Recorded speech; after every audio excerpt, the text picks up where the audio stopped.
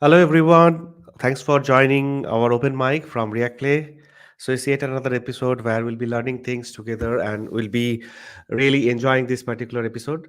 So, with me, we have Pritesh. Hey, Pritesh, how are you doing? I guess you're mute. Hey Tapas, I am doing good. I hope you're doing well. Yeah, a bit of cold and fever, but I think I'm trying to do well. Um, today's episode is like a very special because we have two amazing talk. In one talk, we'll learn about the MDX and how to use it with React for a superb and flawless documentation experience. And of course, the another talk is about freelancing. I think that's something that a remote job or whatever related to that. So Abhi will explore that along with us. So we have these two talks lined up. So folks who are joining now or joining late, if you have any questions, as usual, please post them. We'll get back to you as soon as we get a chance in between the talks. Nevertheless, if we can't get to all of your questions, we'll make sure that your questions are answered on offline as well. Okay, so without any further delay, Pritesh, I think before we get started with the talk, there is one thing that's going on. It's about the Hacktoberfest, right? And for an open source project like us, Hacktoberfest is really something which is bigger, and that's where we kind of celebrate open source. That's how it is, and it starts from in another 2 days, right? So you want to talk briefly about like how React Play will be participating in Hacktoberfest, so that everybody knows like there is a project that they can actually take part in, and they do something really incredible. Yeah, sure. So for the people who don't know what React Play is, so React Play is an open source React community where we have a bunch of projects going on that you can participate and you can, contribute to other open source projects. All right. First of all, if you want to contribute to the project, you need to join our Discord community. That is the first step that you need to do. I guess Tapas will drop the Discord links in the chat. Uh, so yeah, everything you need to know about how you can participate in Hacktoberfest and how you can contribute to our open source projects. Everything will be there on the announcement channel, but still, I will just brief you about what you can do, like how the things go in React Play. Okay, so we have Priyankar as our maintainer, like one of the maintainers. So if you join our community, you'll see some channels like announcement channel. There will be a special channel called Hacktoberfest 2023. So if you have any doubt related to any of the issues or any of the PRs that you've created for React Play project, you can quickly drop your queries in that channel, and we'll try to resolve it as soon as possible. All right, we have also made a video related to how you can contribute to React Play. So if you join our channel in announcement section, you'll see that video that explains everything about how can you take up the issues, how can you create PRs, and how it can get closed, and you'll get one PR closed for the Hacktoberfest. All right. So it's as simple as that. You need to join Discord. That is the first step you'll do, and then you can just go ahead and explore things. Yeah. Great, great. Yeah, that's great. So I'm looking forward to get many more contributions, definitely in the month of Oktoberfest. And please register yourself. I'll be also sharing our Priyanka. If you're in the call, can share that link. I see you're in the call already. Can share the link in the chat, like how people can register for Oktoberfest. So please register yourself and then come to React Play and start picking up the issues to resolve. Okay, without any further delay, I'll uh, give the mic to you, Pritesh, to invite our first speaker, and let's get the ball rolling. Yeah, sure. So with that, we'll start our first talk of React Play Live, episode 5. So we have already done 4 episodes till now. If you want to check out the recordings and stuff, you can just go ahead and see that React Play Live playlist on the channel, and you will see all the recordings that we have done till now.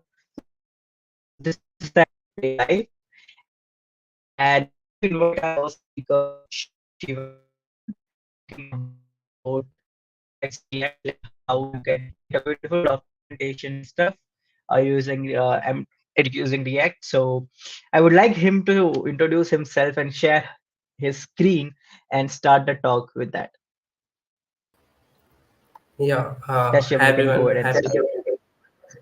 Yeah. Thank you, Pritesh. Okay, hello everyone. Let me share my screen.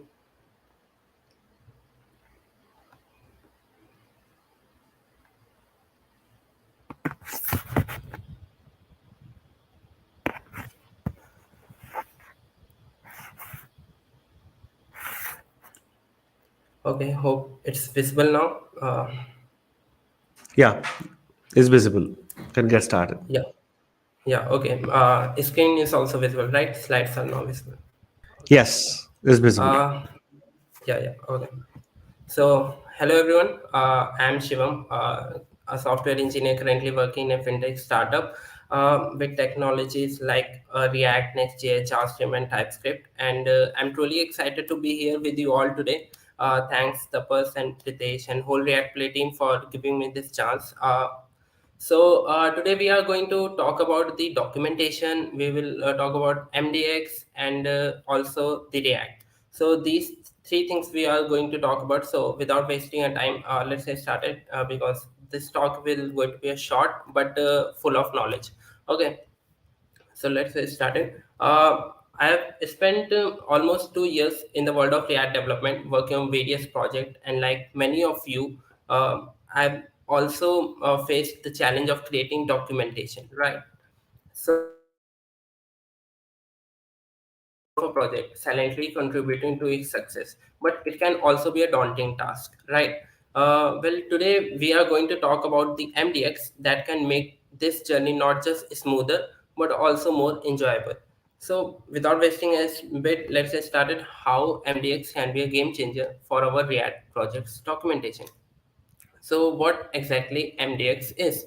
Well, MDX stands for the Markdown Extra, right? But it's just more than this, just fancy English word. It's a game changer for your React project's documentation. Imagine you have one side you have a code of simple single markdown file.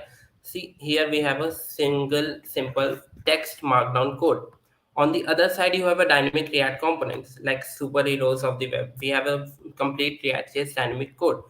In these two they have their own strength and limitation. Now here MDX comes into picture when we combine these two different codes. It's a bridge between our markdown and a React component. MDX allow us to combine our documentation process from markdown with the dynamic power of React component, creating something extraordinary. So here's the magic. You have your markdown text as usual, explaining your concept and your ideas. But then, right in the middle of your markdown file, you can seamlessly embedded live code examples, interactive demos using the React component. So here's the MDX markdown plus your interactive React components makes the MDX, right?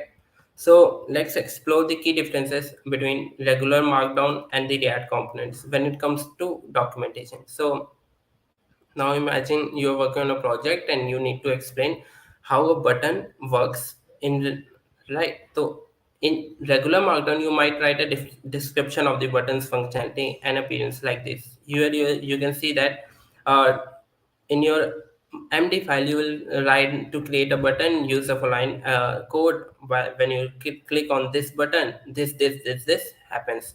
So the code will render a button element that user can click, and all these things you will write.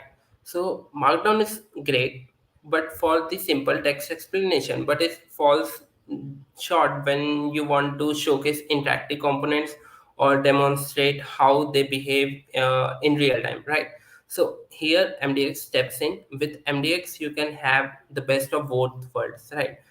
MDX, Markdown, and React component working seamlessly together. You can include live code examples, interactive demo right in your documentation. For example, instead of just describing the button, you can embed it directly into your documentation. Here you can see that I imported the button as we do in our React JS, and then I have used the Markdown hashtag this is button, right? And then I imported that button. So you can see that in the output, this is a button is the heading that I've written using the Markdown, and then I imported the button component. So this is how we define or combine React plus Markdown in our MDX file. So this not only explain how to create a button, but also let your user interact with it. They can see it, click it, and even experience it firsthand, all within your documentation. This is the power of the MDX, external static documentation into an engaging and a dynamic learning experience. So you get to know like what MDX is. Now let's see some of its example. We'll take some documentation examples like this. So let's see some examples. Here you can see that I used the firstly the React component. I've imported the chart, and then I use all of certain React code, and then I use the Markdown and again the React code. You can see that the Markdown code and the React components all together in our .mdx file, right? So user can interact with the chart or see it in action. If show you the output of this code, it will look like this. Here you can see that we have the headings from the Markdown, we have text mix of Markdown plus the JavaScript code, and then we have a chart which is the our React component. You can see that our code and similarly the output of it, right? So let's see more of its example. Here you can see that it's a documentation. It's our .md file type as we have in our GitHub projects, right? But instead of .md, we are using .mdx, and we make this whole documentation more interactive. We have the interactive buttons and also the simple text. User can literally live this documentation, right? So why actually MDX matter? We already have the Markdown, we already have separate React component, then why we are using MDX? Because imagine you are working on a project and you want to document it, but you do not want those boring static docs that put people to sleep, right? So there MDX swoops in to save the day. It matters because it lets you combine Markdown with React, right? Making your documentation come alive. So that's the best point. MDX help your documentation to be alive, right? No more plain text. You can have interactive code example, live demos, and even more all in one place. So it gives you richer documentation, right? And the code and docs in harmony. If I explain this point, in old days, like we have, you write code in one place and docs in another. Copy pasting, you copy paste snippet from your code and paste it into the docs. So it was nightmare. But with MDX, it's harmony. You write your code examples right alongside your explanations. When your code changes, more and your documentation also changes, right? Then MDX also gives engaging user experience. Your user can deserve an engaging experience, right? Not the snooze fest. So MDS make your docs exciting. Imagine explaining complex concept with a live interact demo right there. So it all can give it with the MDX. Also the easier maintenance. When your code changes, you can simply changes the code into your documentation. Keeping docs up to date can be pain, right? But with MDX simplifies maintenance. When your code changes, you update it once right into your documentation. No more tracking down every place you mention that code. It's like having a personal assistant of your docs, right? Keeping everything fresh and accurate. So this is how actually MDX works, and this is how what MDX is. So this is the basic talk, basic thing about the MDX. You will get to know like what MDX is. So thanks for joining. You can join me on my socials. If you have any questions related to that, you can definitely ask in comments. Do join also React Play as Oktoberfest is also coming. And one more thing, I also going to comment down all the necessary docs that you need to get more about the MDX and how it can actually benefit for your documentation for your project and also for you. So thanks everyone for listening me. Thanks Tapas and all React Play team for having me here. If you have any doubts, any questions, do ask in comments and I'll happy to answer them all. Thank you. Yeah, amazing talk, Shivam. You explained it very well. What is the difference? Why we use and stuff. Okay. So I guess many of the people liked your talk. It was simple, sorted, and I loved the way you presented. And also, Shivam is one of the major contributor to Reactly projects as well. So if you have any doubts related to MDX or open source contribution to Reactly, you can reach out to him anytime. Okay. All right. I guess now let me invite our next speaker with that. Okay. All right. So now the next speaker we have is Abhi Patel.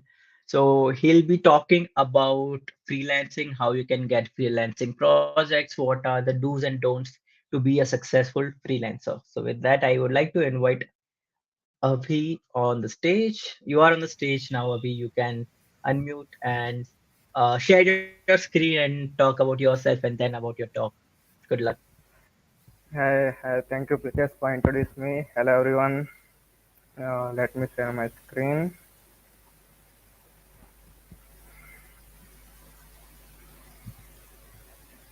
Is my screen is visible? Yeah, it is.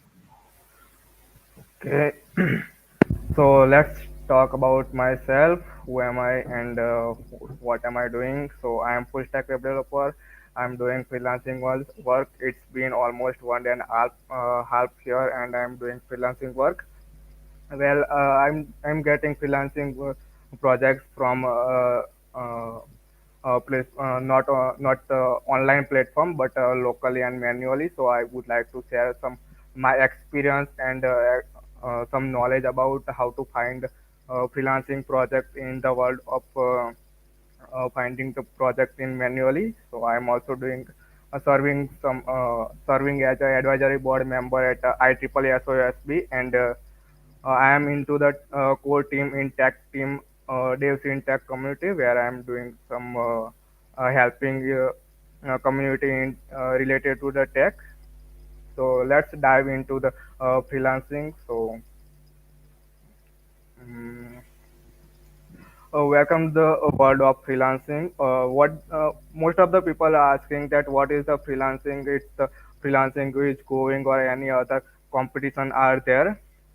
So I would like to say the simply the freelancing is that whatever service we provide to the client or any a business is it's called a freelancing. So if we have any skill or any other related to service that help them to the client or any business to grow in that domain itself, it's called a freelancing. So people may do this kind of work by that place itself. They can also do this freelancing work in with their at the home itself. And I would like to say that the freelance in the world of freelancing after Corona and that time, the freelancing is growing rapidly, and people and businesses like to give the work to the freelancer. That also helps them to grow their business itself. And freelancer also get to work in the more nationally, like people can also work freelancing work on Canada, USA itself. So it will be very helpful to both of them, whatever it is, like a freelancer or any business itself. But however, everyone are going into the freelancing, so the competition in the all online platform and offline platform is uh, growing rapidly, and the people nowadays not able to find the project in freelancing. But there is some hacks, and people we have to who do some extra effort and give the efforts to get the project itself. So there are some online platforms like Fiverr, Freelancer, Upwork, People per Hour, but there are some more competition are there. People not able to get the projects whatever they have they want. They they charge like $5, $6, but still they are not able to get the project on this kind of platform. But we can also find the project on offline mode like uh, we can go first and foremost the point is we can reach out to the local businesses that you if you have any skills, then provide your services to the local business and uh, grow their business. Like nowadays, most of the businesses are working in the offline market, so you can help them to make them in the online presence, like build their website, build their uh, Google Map profile to so that help them to reach out the more customers, and it will help them to showcase show their businesses on online platform. You can also establish some mutual partnership with them and ask them that if they need any help in the future related to any tech or your field, or you can also ask them for a referral to other people or any or their contacts that help you to get other projects you can work on. Second things we can do to get the projects, you can go to the local events like meetup, seminar, workshop, or attend any kind of local meetups. You can get to know about uh, you can connect with professional people, or you can also increase your network with fellow members.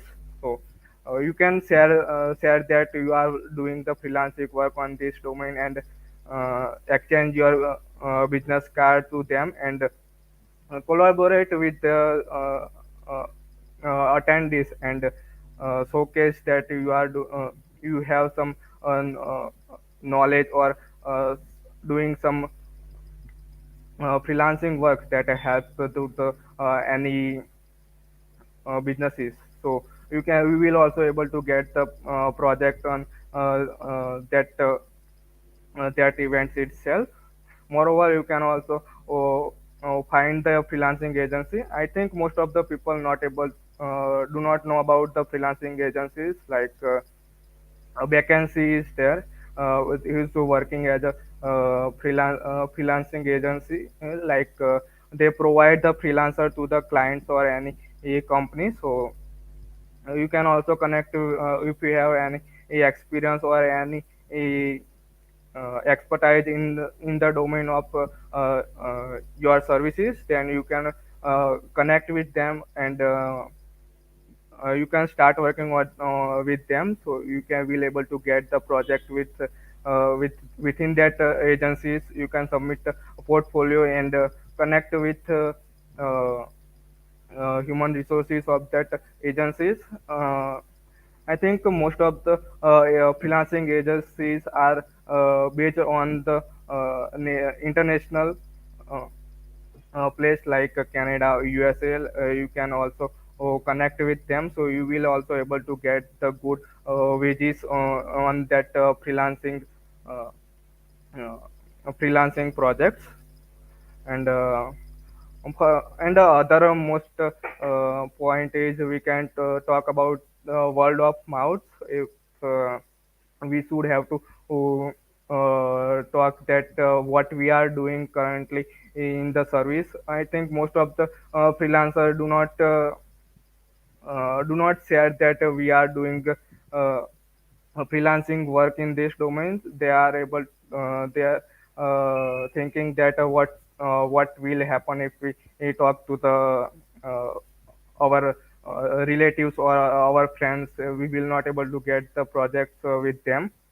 But whatever we do, we should have to talk with our relatives or any other alumni we if we have in the college or any other schools or whatever we know anyone in our relation, then we should have to talk with them, we what we are doing in what we service we provide in this freelancing. Or moreover, you can utilize the social media, share your work on the social media. You will also have the networking opportunity and connect with more and more people worldwide. Like you can also get the project internationally. Moreover, you can also cold mail to the other businesses that you are providing this kind of services, and if they are like to connect with them, then you can have a small talk with the person, so you will able to find the projects like that. Moreover, you can also collaborate with other freelancer in whatever you are doing in the service you are providing the service. You can contact with other freelancer who's doing already doing freelancing work in this domain. So you can uh, divide that work itself. Like if the project is a full stack project, we have to build front end and back end. If you are good with front end, then you can do front end, and someone can do the back end of that project itself. So the project will done quickly, and the project quality will be also increase in the project itself. So it will also help the other freelancers that you will help them to uh, uh, finish the project on the time. Uh, Moreover, whatever you are doing the project or any other services you have done in the past, you can share that on the different social media like LinkedIn, Twitter, Facebook and Twitter itself. So we will able to engage the audience, and people get to know about that you are providing this kind of services, and you have this kind of knowledge itself, and uh, you are doing this you have this quality of the work. So people can connect with you yourself. I think most of the people get the project from the Twitter. You can explore the Twitter itself, and most of the project I'm getting from the Twitter itself. So I think Twitter is the best place for to get the freelancing projects. So you can also check the get the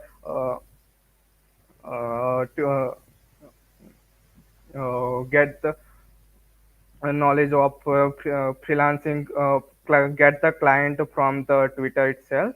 And I think most of the people and new buys in the freelancing freelancing world, most of the people asking me about the how to charge for the project. So let me share about that. And I think charging for the project is not the big deal. If you are new into the freelancing, and no one is knowing about work and quality of the work, then do not charge for that project. Do it for free, or do it for minimal charges for that project, and you can showcase them if your project is good, then they can pay you. uh, then if you have then step by step you can increase your wages. You can give the your services in the per work hour basis. So that that will be helpful for you itself to make the career in the freelancing itself. If we in the initial step, if we do not have any project or do not have any platform to showcase our skills and uh, services to whatever we provide, then we can join any organization or any non-profit organization or any community for volunteer opportunity. You can will able to get the networking opportunity and engage the fellow members with them, and you can share your knowledge with them, and talk about that you are providing this kind of services, and moreover you can build a strong portfolio website or uh, uh, any other resume or anything that showcase your work, that you have done this kind of projects in the past, and you are providing this kind of services in this time and all, and that's all. If you have any query about the freelancing, find finding the project, then you can also connect with me on the social medias, and that's all. Thank you.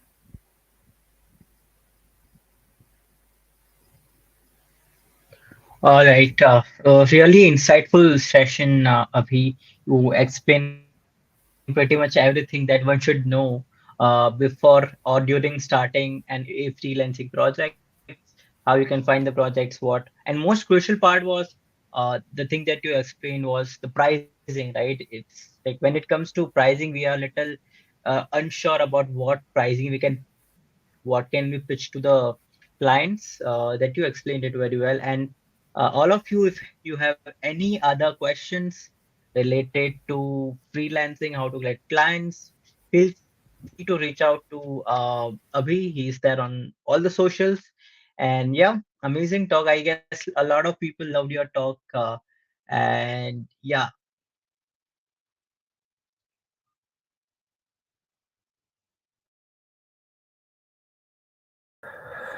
Okay, so I'm just checking that if there is a question. So okay. there is one, not exactly a question, but there's like more to know from like how to deal with payments and clients. I think we covered that. But yeah, if there are any further questions, I don't see anything. I think I see only appreciations, like great talk. So yeah, that's good. Then thank you, Abhi. Thank you, Shivam. It's really good to have you both. Today. So Pritesh, when are we having our next open mic, and what folks need to do to kind of nominate themselves?